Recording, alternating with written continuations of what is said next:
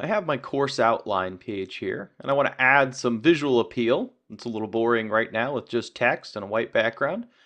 So over here on the right, you can see I've added a little bit for the instructor.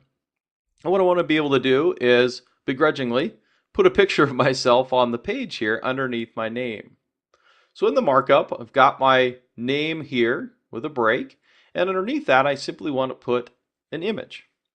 So I'll use the image tag, and I'm going to apply the source, and here I'm going to apply a relative path to the image on the server. So we'll do image source, and I'm also going to supply an alternate. And this is a required attribute, and again, this is so that if the browser can't render the image or the client is visually impaired and can't see it, there's some alternate representation of that image. We'll save that, and that image I'm referring to is just sitting right out here. So there's the mat.jpg. If we look, that's right up on my desktop, so we can go up to the desktop. That's where the file is that I'm working with, so the relative path goes into images and finds that file. If we refresh then, you can see that right where I wanted it, the image appears, but I've got a problem. One, my image is way too big, and two, it's going way off the page and shows in way too much detail the gray in my beard there. We'll pretend that's frost. So this isn't working out for me. This isn't going to be a good layout for my page. So let's go back in here, and we can apply now some height and width information to this so I can get it down to a size that actually fits. So we'll do a width of 125, save, refresh, and now if we scroll back up, now that's a little better. So it fits into the page. Now it's in there. We've got a nice visualization that's not thrown off and out of the screen. However, we do still have a problem. Let me pull up the tools here, and let's refresh this page. I'll show you two things. What you'll see, if I pull up the developer tools in Chrome on the network tab, is it's going to show me the information it's pulled down and all the requests that were being made. So you can see we made an HTTP GET request for the HTML page itself. It means the browser requested the page and got that back. And we can see that the content size was just under 5 kilobytes and took about a millisecond to load. What happens when the browser sees the image tag is it then goes out and requests the image file as well. So we get the markup first. When it sees the image tag, it goes to request that image file. And we can see now that it's pulled down the image/JPEG. We've got that there. This is about 137, 138 kilobytes and took about 2 milliseconds. Now that's not too big, but it's bigger than it needs to be. I've shrunk down the image in terms of its visual size, but I'm still taking the hit for having to pull down that entire image. Now here I'm local, I'm going against the file system. There was no visual indication that that was slow, but if I'm on a mobile device or a phone, every image that you put on the page really counts. So let's go back now to our document, and we'll change this, and rather than use the large image, we'll use the small image here, and I can still apply the height and the width. In this case, I'll even make it bigger. I'll say 185, and for the width, we'll do 200. And now if we refresh, you see I've got the smaller file. Now it's less than 20 KB, and it's coming back in there. It's still the perfect size for what I need in there, but it's a lot less resources in terms of the client experience. So you can use the sizing in terms of the height and width here, but don't use it to crop down a picture where the file size is way too large. Take those images, take the time to size them correctly for what you're going to use them for, get them down to a small size so they're optimized for the web, and then use the height and width simply to get the right optimization in terms of the visual layout, look, and feel. The last thing I'll mention is that, of course, here I used a relative URL to point to an image file that was along with my content. You can use an absolute URL where we put HTTP and the server name and the full path. What you have to be careful with there is that that image is going to remain there. If I put a little error in my path here, we'll see, if we refresh, what'll happen is you're going to get the broken image link. You'll see the alternate text here, but that image isn't going to appear. So if you don't own the image, obviously there's copyright and rights issues, but also if somebody moves or renames the image, your page may be broken, and unless you go and look at it or scan it in some way, you won't know that. So fix that. Look once again. And we'll notice here that because I have the visual image displayed, I don't need the alternate, but when it breaks or if there's another client rendering it, then they can pull in the alternate text as well. With the object tag, we can actually use something other than images.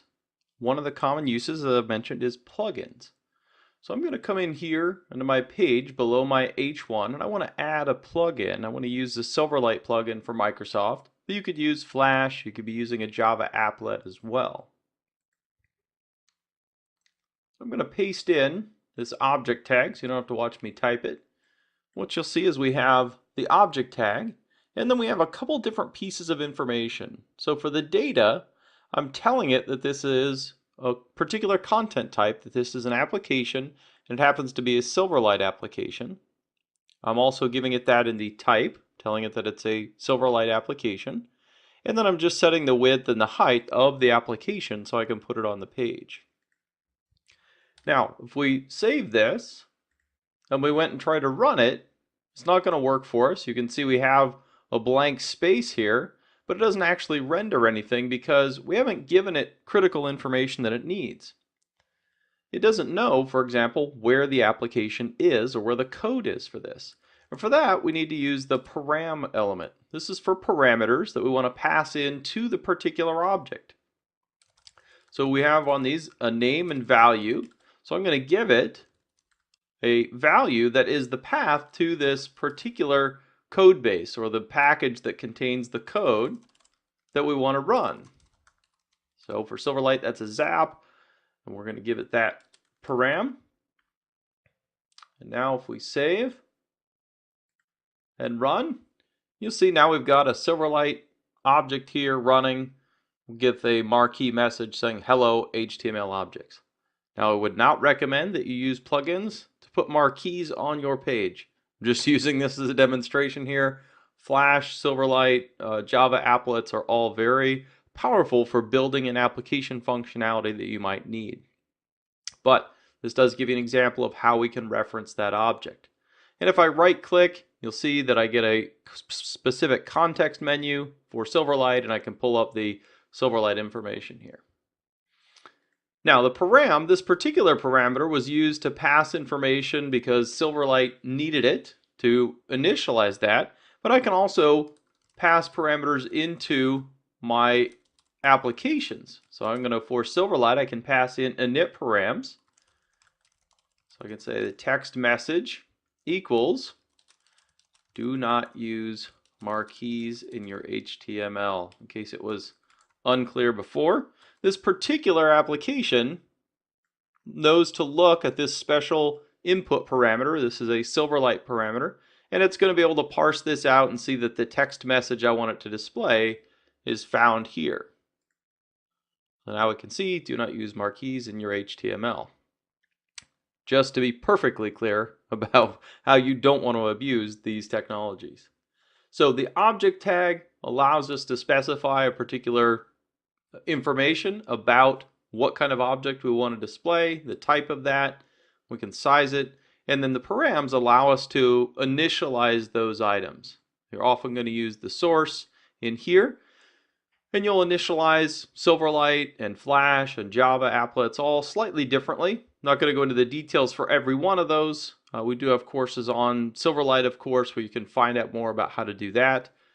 You'll need more information than what we have here on HTML to go into using applets or using Flash, but now you have the basis to understand how to insert that with the object tag. I mentioned that we wanted to have a fallback. What if my browser doesn't support this particular kind of application? What if it doesn't have the Silverlight plugin? Well, inside the object here, we can put any kind of markup. So I could come in here and put a span, and I could say, you do not seem to have Silverlight. We can save that. Now, of course, my Google Chrome does have Silverlight here. So I'm going to go and open this with Firefox, where I've got Silverlight disabled. And I'll pull that onto the screen. You can see that the browser's smart enough to render the content within the object tag if it can't render what it's supposed to with the object tag. So it knows that, hey, you don't seem to have Silverlight is the content I want to show if it can't do what's inside the object tag. Now there's a couple of different things you can do with this. Certainly you can have richer content than just my span. So what's often used as an example for Silverlight is you can have a link here. You can see we've got the anchor tag with an href out to Microsoft site. We'll go get a particular version of Silverlight, and that link is wrapping an image. So here you can see an absolute URL to Microsoft servers to get the image. It has the alt. And so if we save that, bring back up Firefox and refresh, now you'll see we get the image. It's a link, and so if I click on it, it'll take me out to download the silverlight.exe and open that. So instead of showing me the object content, it can show me whatever markup I put inside of the object tag so that I can give somebody a great fallback experience.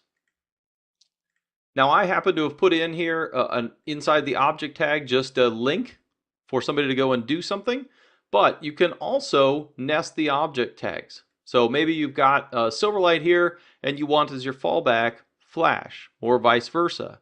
Or maybe you want to have a Flash here, but if they don't support that, you want to put a separate object tag in here that simply points to an MPEG video, for example, or different video format that somebody could use. You can nest those object tags as well to have fallbacks to different kinds of plugins or different kinds of native playback.